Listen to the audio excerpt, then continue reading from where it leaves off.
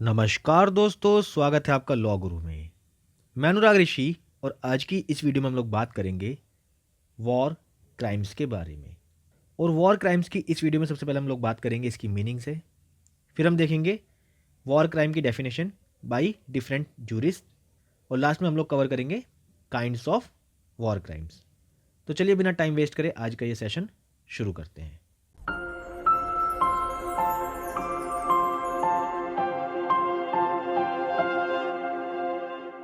War crimes की इस video में सबसे पहले हम लोग बात करेंगे meaning of war crimes. Crimes committed against an enemy, prisoners of war, or subjects in wartime that violate international agreements or, as in the care of genocide, are offenses against humanity. Violating of the rules of warfare are called war crimes. यानी कि दोस्तों जैसे इसके नाम से पता चलता है वॉर क्राइम्स यानी कि युद्ध के दौरान किए जाने वाले जो क्राइम्स होते हैं, युद्ध के दौरान किए जाने वाले जो ऑफेंसेस होते हैं, जो युद्ध में उनके रूल्स और रेगुलेशन का वायलेशन होता है, उनको हम कहते हैं वॉर क्राइम्स। इसको समझाने से पहले मैं आप लोगों को एक थोड़ा सा पुराने ज़माने में लेकर चलूँगा, पुराने टाइम में लेकर चलूँगा। हमने महाभारत के टाइम पर देखा होगा कि उसमें युद्ध जो होता था वो दिन दिन यानी कि सूरज ढलने तक होता था। और सूरज ढलने के बाद में यानी कि शाम के टाइम कोई भी किसी भी तरफ से, कोई किसी भी पार्टी से युद्ध नहीं किया जाता था। वो शाम को अपना विश्राम करते थे और अर्ली मॉर्निंग जैसे ही सूरज निकलता था फिर युद्ध स्टार्ट हो जाता था। क्यों करते थे ऐसा? क्योंकि वहाँ पर उस टाइम पर वो कुछ रूल्स एंड रेगुलेशंस थे जिनको युद्ध के दौरान फॉलो किया जाता था। और ऐसे ही आज के टाइम पे भी वॉर के दौरान कुछ रूल्स एंड रेगुलेशंस हैं जिसको कोई भी जो पार्टी है, कोई भी नेशन है, वो ब्रेक नहीं करता है। अगर ऐसा किया जाता है तो वो वॉर क्राइम्स होता है और वो वॉर क्राइम्स की कैटेगरी में आता है। ये तो रही नॉर्मल टर्म्स में वॉर क्राइम्स की मीनिंग। अब हम बात करते हैं जो हमने पढ़ा है उसको हिंदी में समझ लेते हैं। तो दोस्तों युद्ध के दौरान किसी इनेमी के साथ में या फिर किसी प्रिजनर के साथ में, जो वॉर का प्रिजनर है, जो कैदी है, उसके साथ में कोई भी क्राइम कमिट किया जाता है जो इंटरनेशनल एग्रीमेंट को वॉयलेट करता है, जैसे कि जेनोसाइड करना या किसी ह्यूमैनिटी के अगेंस्ट जाकर कोई ऑफेंस करना, उसको हम कहते हैं वॉर क्राइम्स। या अगर सीधे सिंपल सरल भाषा में समझें तो जो युद्ध के दौरान जो रूल्स एंड रेगुलेशन बने हुए हैं, जो कानून बने हुए हैं, उनको वॉयलेट करना, उनका ब्रीच करना कहलाता है वॉर क्राइम्स। एग्जाम्पल की अगर हम बात करें, मान लीजिए एक रूल है कि भैया शाम होने के बाद में किसी भी तरफ से कोई भी हमला नहीं किया जाएगा। मतलब जो युद्ध की पार्टीज़ हैं उनकी तरफ से कोई भी हमला नहीं किया जाएगा। और दिन छिपने के बाद में अगर कोई पार्टी, कोई नेशन जो है वो हमला कर देता है तो ये वॉर क्राइम्स की कैटेगरी में आएगा। ऐसे ही बहुत सारे जो रूल्स एंड रेगुलेशंस हो सकते हैं जिनके बारे में बात करेंगे बाद में। बात करते हैं डेफिनेशन ऑफ वॉर क्राइम्स, यानी कि वॉर क्राइम शब्द को अलग अलग जूरिस्ट ने अलग अलग शब्द में डिफाइन किया गया है। बात करते हैं according to professor Oppenheim, war crimes are such hostile और अदर एक्ट्स ऑफ सोल्जर्स और other individuals as may be punished by the enemy on the capture of the offender.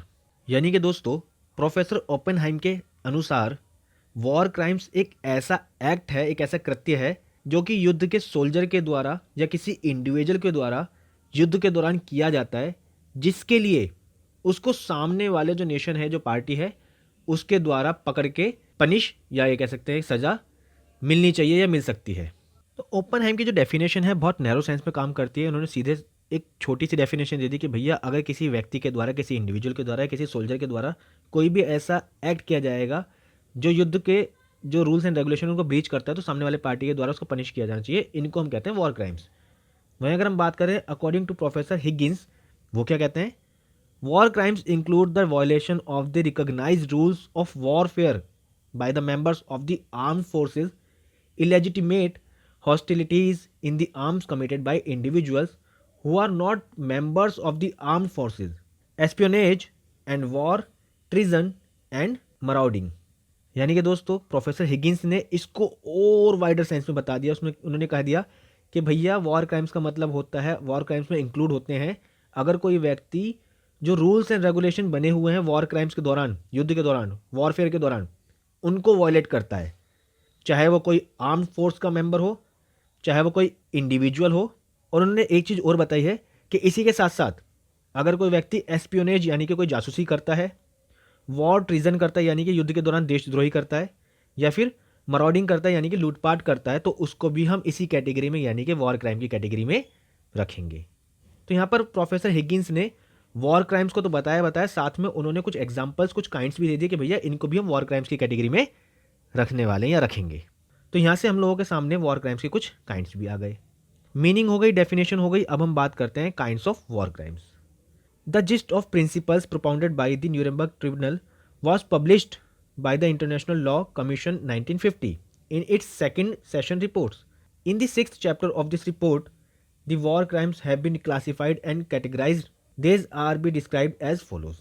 यानी कि दोस्तों इंटरनेशनल लॉ कमीशन 1950 के द्वारा Nuremberg tribunal ने एक second session report जो थी वो पब्लिश की, जिसके सिक्स चैप्टर में वॉर क्राइम्स को कैटेगराइज किया गया, क्लासिफाइड किया गया, और जिन्होंने बताया कि ये जो नीचे कैटेगरीज बताई दी गई है, इन कैटेगरीज को हम वॉर क्राइम की कैटेगरी में रखते हैं।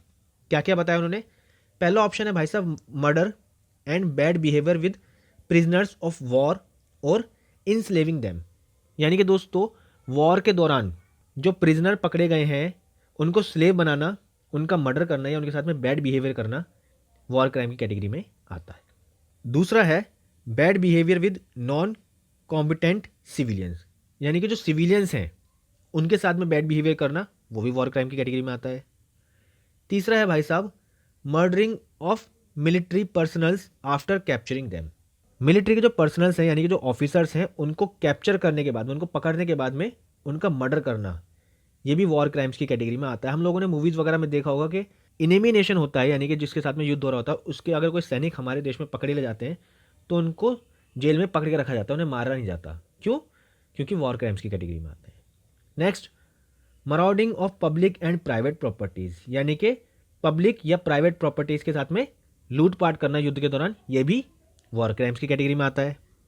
Next to finish cities towns and villages by fire और अदर मीन्स, यानी कि दोस्तों आग लगाकर या किसी भी अदर मीन्स की बम लगाकर उड़ा दिया, किसी भी सिटीज़ को, टाउन्स को या गांव को उड़ाना, ख़त्म करना, तबाह करना, ये भी वॉर क्राइम्स की कैटेगरी में आता है।